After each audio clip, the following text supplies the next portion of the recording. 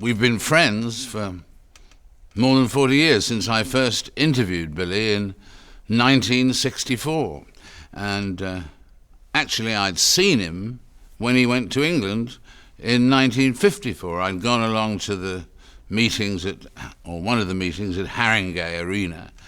And who knows, I might have gone forward if I hadn't been worried that the youth club coach would leave without me, But it had a big impact on me. Anyway, I interviewed him first of all in '64. Then I've interviewed him in Australia. I've interviewed him at crucial moments in his life and his career. And in fact, the last time I interviewed him, that was in Palm Beach. That was when he was in terrific form. And at one point, I said to him, "But surely, if your God is a God of love, he's going to have to let everybody into heaven in the end, isn't he? Maybe after a period of purgatory, but he'll have to let everybody in if he's a God of love." And Billy smiled and said, "Well, he doesn't have to do anything if he's God," which I thought was a very good, logical point. I was thrilled to be at the occasion, for instance, when he was knighted by Her Majesty the Queen, the service, because he couldn't travel. The ceremony took place indeed at the British Embassy in Washington. But throughout, he's been one of the most charismatic people I've interviewed all my life, and at each stage he's changed.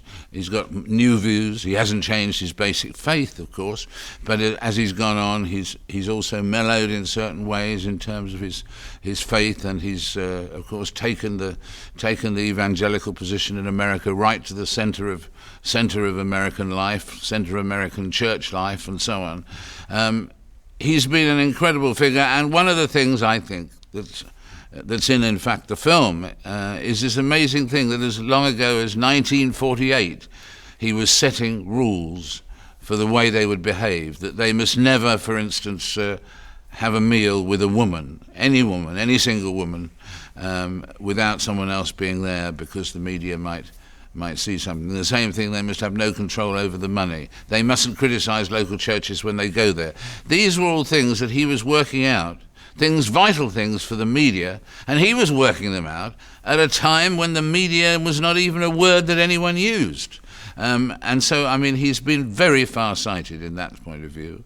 And of course, his political initiatives in terms of the Soviet Union and elsewhere have been very potent as well. He's undoubtedly been one of the most influential figures in the world since 1947, 1948, right through until the 21st century. He's looking forward to going to heaven, and I'm sure he'll have a great welcome.